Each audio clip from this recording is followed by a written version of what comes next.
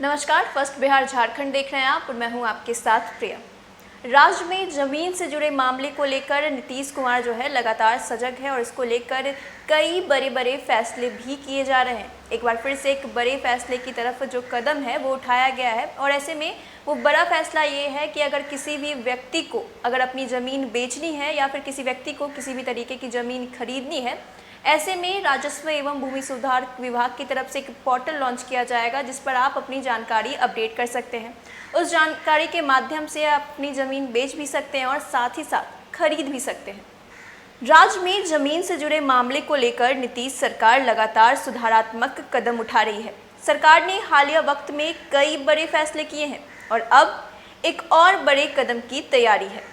प्रदेश के अंदर जल्द ही सरकारी वेबसाइट के सहारे जमीन की खरीद बिक्री हो सकेगी।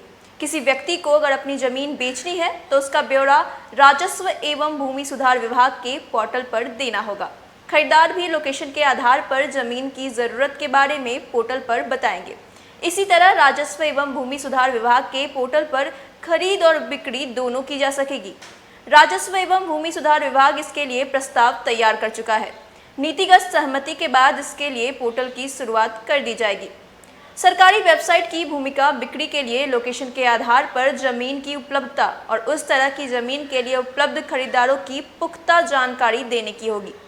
जमीन की कीमत विक्रेता और खरीदार की आपसी सहमति से ही तय होगी। भूस्वामी को अपनी जमीन के बिकने तरीहार सरकारी वेबसाइट को खरीदने के लिए बिचौलियों का आसरा नहीं लेना पड़ेगा। वहीं दस्तावेजों के आधार पर सरकारी दर का आकलन भी आसानी से हो जाएगा। नीतीश सरकार के इस पहले से उद्योगों के लिए भी जमीन लेना आसान हो जाएगा। उद्योगपति वेबसाइट के सहारे यह जान सकेंगे कि उनकी ज़रूरत के लिए राज्य में कहां-कहां जमीन उपलब्ध है। उद्योगपतियों को अपनी ज़रूरत बताने के बाद संभावित खरीदार भी खुद को प्रस्तुत कर सकेंगे। सरकारी अधिकारियों के लिए भी जमीन की उपलब्धता के आधार पर उद्योगों के लिए जमीन का चयन आसान हो जाएगा। यहाँ तक कि जमीन की असली मिल्कियत को पहचानने और फर्जीवाड़े से निजात पाने में उद्यमियों को सहूलियत मिलेगी। सरकार की ओर से जमीन के विक्रेता और खरीदार को ऑनलाइन माध्यम से संपर्क कराने की पहल का मकसद इस प्रक्रिया से बिचौलियों को दूर करना है। इसके अलावा इसमें होने वाले फर्जीवाड़े पर भी रोक लगाना है। आए दिन प्रदेश में जमीन कारोबार में बिचौलियों की भूमिका के कारण आपराधिक घटनाएं सामने आती रहती हैं। कई बार जबरन जमीन पर कब्जे के कारण बड़ी वारदात भी होती है।